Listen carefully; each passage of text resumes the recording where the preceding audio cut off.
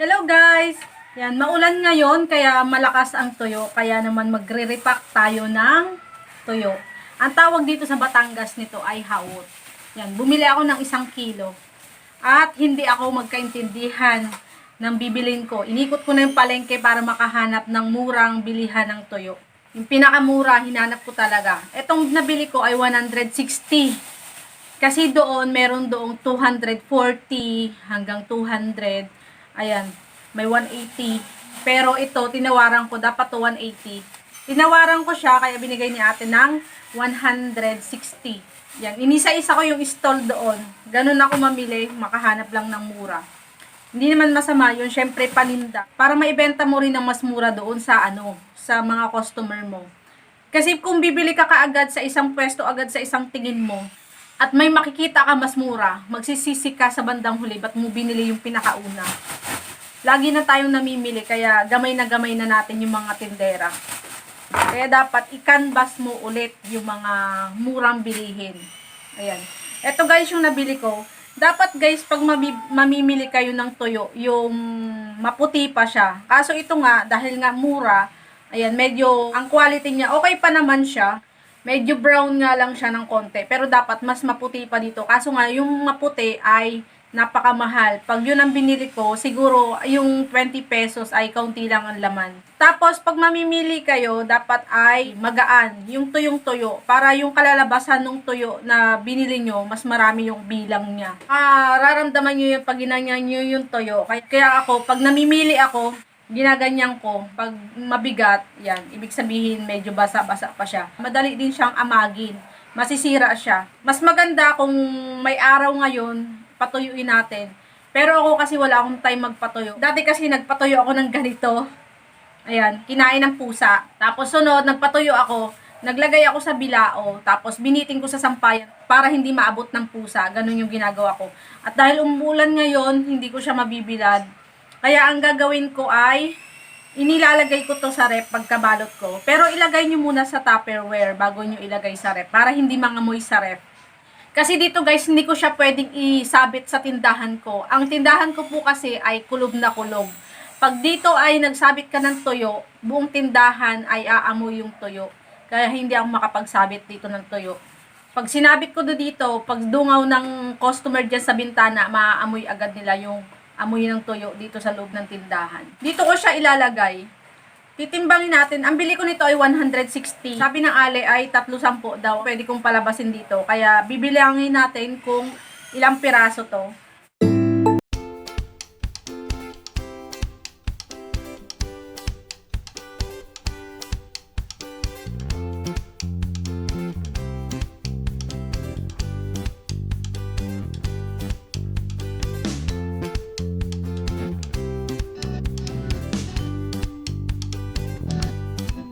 Ayan guys, pag sa 300, napapalabas ko to ng 260. Kaya tutubo ako ng 100 pesos sa 1 kilo. Yan guys, ganyan kalalabasan niya. 10.40 ang kalalabasan niya pag tatlo. Imamano-mano ko na, hindi ko na siya titimbang. Share ko lang sa inyo guys na alam nyo ba, ang business namin dito dati sa Palawan ay ganito yung mga dried fish. Pero hindi ganitong mga yung ganitong tuyo. Malalaking isda yung binibenta nila. May mga pusit. Mahal yung pusit guys. Yun ang mahal. Yung malalapad na pusit at saka yung parang ballpen na pusit. Maglagay kayo ng plastic kasi ito kahit nakailang hugas ka na, hindi mawawala ang amoy sa kamay mo. Ipapanood ko sa inyo yung video ko sa huli. Ayan, hindi ako doon usual na namimili kaya hindi ko gamay yung talagang murang bilihan doon. Kasi dito sa amin, may dumadayon taga-ibang lugar na talagang tuyo lang yung binibenta niya. Doon talaga mura. Makakabili ka doon ng 140, saka 150, at saka sariwang-sariwa talaga yung tuyo niya. Hindi sila ngayon nakakapagbenta dito sa namin, sa bayan. Gawa ng bawal ngayon ang mga bangketa sa bayan. Kaya sa iba ako napipilitang bumili.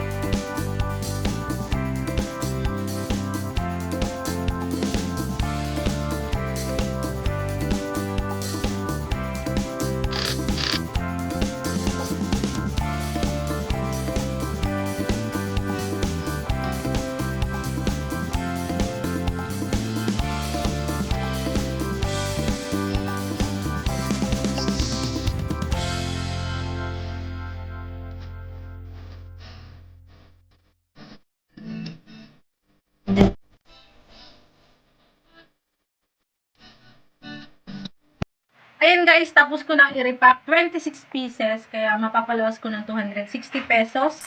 Yan, lagi nyo lang tatandaan pag bibili kayo ng tuyo ay syempre hahanapin nyo yung mura. Tapos para malaman nyo kung sariwa, maputi pa yung balat niya, hindi siya pa madilaw. Ito sa totoo lang, hindi naman siya sariwa ang nabili ko. No choice ako, napakamahal po nung tuyo na iba doon, 240 yung sariwa. Gusto ko sana yun, kaso mahal. Ang hinahanap kasi nung tao ngayon ay yung yung mura na tuyo. Kaya ito na lang kinuha ko. Saka ito kasi ay malaman. Madaling kunin yung laman niya, malambot pa siya. Sobrang mahal ng tuyo ngayon palibasa tag-ulan. Pero pagpatuyo ng mga ganitong isda pag tag-ulan, kaya minamahalan nila. Tapos ito guys, nilalagay ko sa isang container dito. Dito ko siya inilalagay. Meron pa akong tira dito na tuyo. Ayan, meron pa akong tira dito. 4 na piraso. Ipapaibabaw ko siya. Saka ko to ilalagay sa ref. Para hindi siya mangamoy kasi may takip siya. Pag inilagay mo lang to ng basta, yung mga debote mo doon ay mga ngamoy. Yan. Ipatas mo lang siya ng ayos para magkasya siya. Saka dapat yung plastic mo, walang hangin. Kasi pag may hangin yan, dagdag sa space. Parang hindi magkakasya ang 1 kilo dito. And guys, magbenta kayo ng tuyo. Masarap ngayon kumain ng tuyo. Lalo na sa sinangag. Ang sarap-sarap. Pero may mga taong hindi kumakain ng tuyo. And guys, taas itong luma, ilagay mo sa ibabaw para yun ang unang mabenta. Yan. Dapat bibili pa ako ng sapsap, kaso mahal din ang sapsap.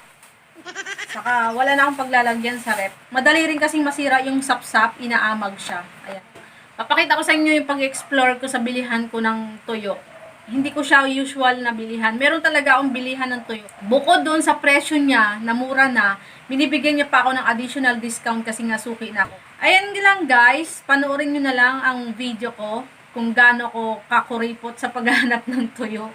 Kung paano ako mag-canvas, nakakahiya mag-canvas, pero dapat ganun ang gawin natin para malaman natin kung alin ang pinakamura. Mag-canvas muna kayo kung alin ang maibigan yung tuyo.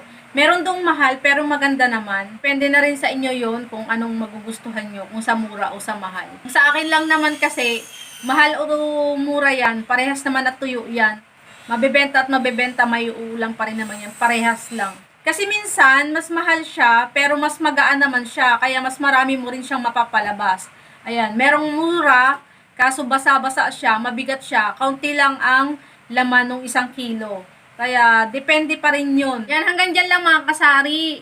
Salamat sa inyong panonood. See you on my next videos mga kasari. Huwag kalimutang isubscribe ang aking YouTube channel sa hindi pa po nakakasubscribe. Salamat po. Bye-bye mga kasari.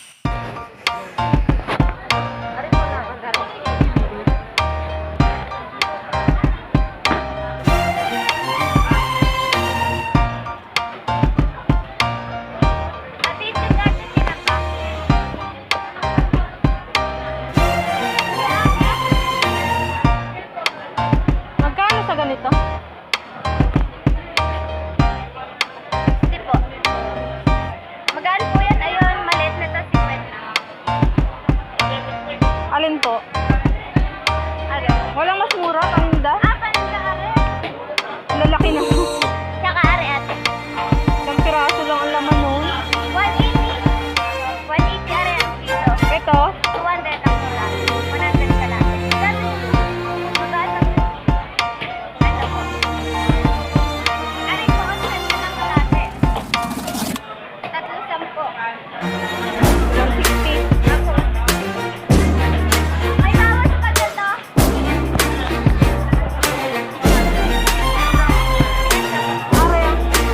Are, may bawas pa dito. 220 po. 200 po. Ano yung wala na tayo sa 200 na ganito? 1 kilo.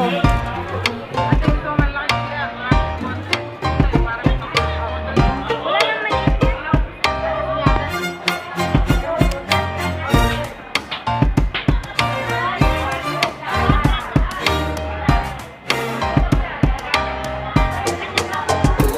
Alin po ang 200?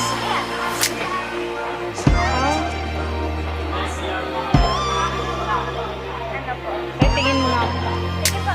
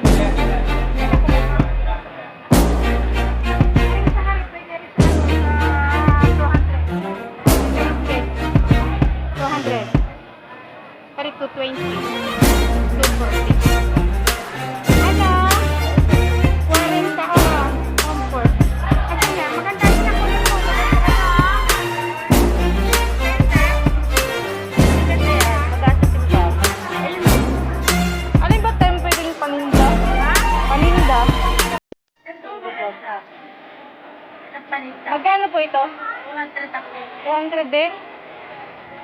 Gusto ko na mababa. Ito, Meron nga doon, yung malalaki ano. 180 daw. 150. Kasi ako dito.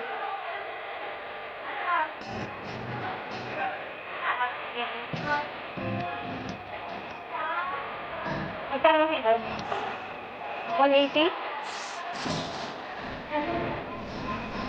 Yan.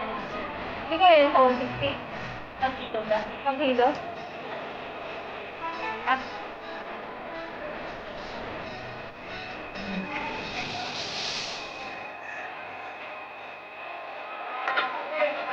Apo. Taptap po, ano magandang taptap? Magkano ganyan? oh, good siya ito. Ha? Ha? Anong tawag yun? Ako, wala na ito.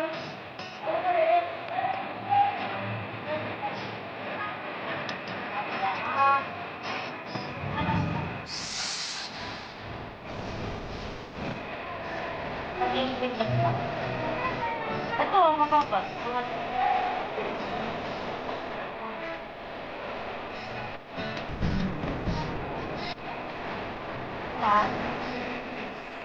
Meron lang muna ako.